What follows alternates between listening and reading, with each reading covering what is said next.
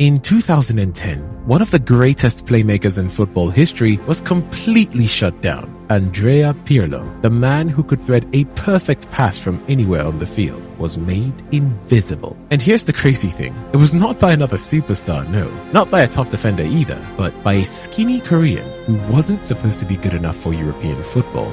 This is the story of Park Ji-sung, the man who proved that hard work beats talent when talent doesn't work hard. February 25th, 1981, Seoul, South Korea. Park Ji-sung was born into a world where Asian footballers were considered physically weak, technically limited, and mentally soft. The stereotypes were crushing, and they would follow him for years. As a teenager at Suwon Technical High School, Park showed promise, but promise wasn't enough. When he tried to break into professional football, the rejections came one after another. Every club in Korea's top league turned him away. Too weak and too small, they said.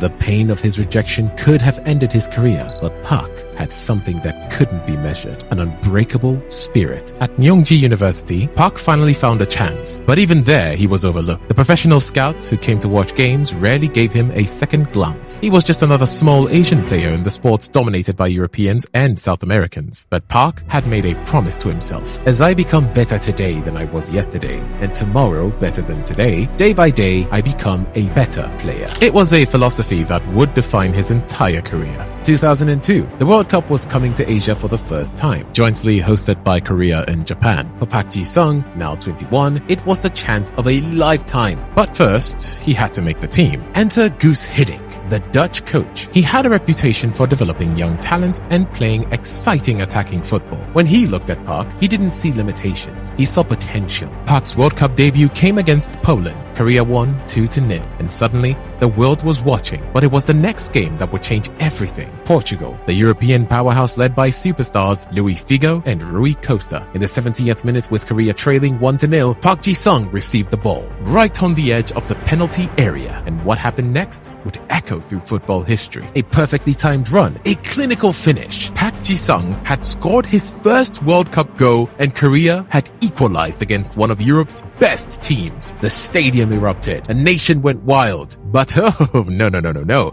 Park wasn't finished. Korea would go on to reach the semi-finals, becoming the first Asian team to achieve such a feat. Park played every minute of every game, running more than players half his age. The boy who was too small had just outrun the world's best players. And better yet, on the biggest stage in football, European scouts were finally paying attention. After the World Cup heroics, of course, Guus Hiddink made a career-defining decision. He was returning to PSV Eindhoven in Holland, and he wanted Park to follow him. For the first time in his life, Park Ji-sung was wanted by a European club. The transition wasn't easy. European football was faster, more physical, more demanding than anything Park had ever experienced. But under Hiddink's guidance, he began to adapt his game. Hiddink saw something special in Park's work rate. While other players needed rest, Park seemed to have an extra lung of some sort. He could chase the ball for 90 minutes without losing energy. It was during these PSV years that he earned his legendary nickname, Three Lungs Park. The nickname stuck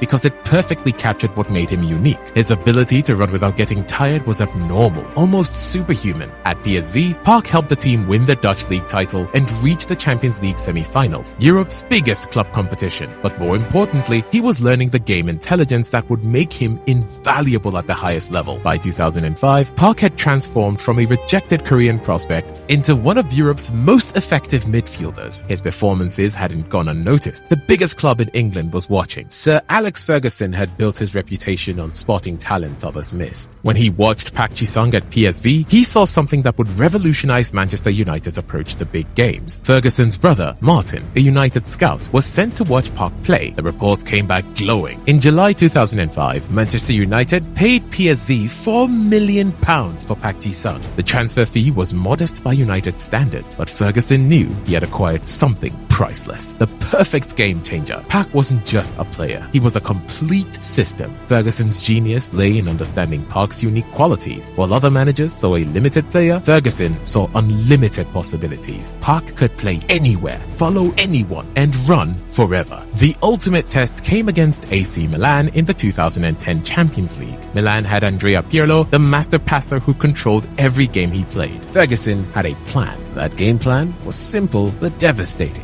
Your job is Pirlo. For 180 minutes across 2 games, Park Ji-sung had made Andrea Pirlo disappear. The Italian master, who normally completed over 100 passes per game, was reduced to desperate long balls and frustrating gestures. United won both games. Pirlo was neutralized. Ferguson's masterpiece had worked to perfection, and Park Ji-sung was the architect of Milan's downfall. Park Ji-sung's success went beyond football. He was breaking down barriers that had existed for decades. For the first time, an Asian player was not just surviving in England's top league, he was thriving. In Korea, Park's impact was massive. Television viewing figures for United matches skyrocketed. Children across Asia started dreaming of playing for Manchester United. Patrice Evra, Park's teammate and close friend, captured his impact perfectly.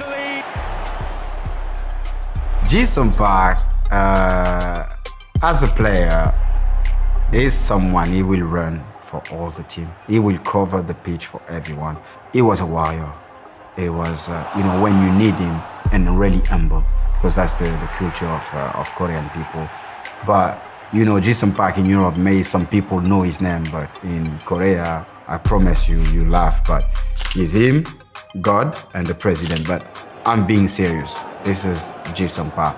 But such generous player, and he will never let you down in big games. The respect Park commanded went far beyond football. United's commercial success in Asia exploded during Park's time there. Jersey sales, sponsorship deals, and tour revenues all increased dramatically. Park wasn't just a player, he was a cultural ambassador. But perhaps most importantly, Park was changing perceptions. Asian players were no longer seen as technically gifted but physically weak. Park had shown that heart, intelligence, and work rate could overcome any physical limitation. The statistics backed up what everyone else could see. Park consistently covered more ground than any other player on the pitch. His work rate was off the charts. His positioning was perfect, and his game intelligence was unmatched. Ferguson's use of Park Ji-sung was pure genius. While other managers focused on individual brilliance, Ferguson understood that football was a team sport, and Park was the ultimate team player. In the biggest matches, when United needed someone to do the dirty work, Ferguson turned to Park. Liverpool away, Chelsea at their home ground, Arsenal in the title race, Park was Ferguson's secret weapon. The list of world-class players Park neutralized reads like a who's who of football royalty. Steven Gerrard, Frank Lampard, Kaká, Pirlo. Each one was made to look ordinary when Park was assigned to follow them. Ferguson's praise for Park was consistent and heartfelt. He understood that Park's contribution couldn't be measured in goals or assists. It was measured in victories. The numbers don't lie. Manchester United's win percentage in crucial matches was significantly higher when Park played. He was the difference between good and great, between winning and losing. 4 Premier League titles, 1 Champions League, 1 FIFA Club World Cup. Park Ji-sung had achieved what seemed impossible just a few years earlier. When Park Ji-sung played his final game for Manchester United in 2012, he received a standing ovation that lasted several minutes. The fans understood what they were witnessing, the end of an era. Today, Asian players are thriving in Europe's top leagues. Son Heung-min, Minamino Takumi, Hwang Hee-chan, they all owe a debt to the man who opened the door. Park's impact extends beyond his playing career. He's now developing the next generation of Korean talent, passing on the lessons he learned about never giving up. Sir Alex Ferguson's final words about Park said it all. He was the ultimate professional, the perfect example of what you can achieve through hard work and dedication. Park Ji-sung proved that in football, as in life, it's not about how big you are or how fast you can run. It's about how big your heart is and how far you're willing to go to achieve your dreams.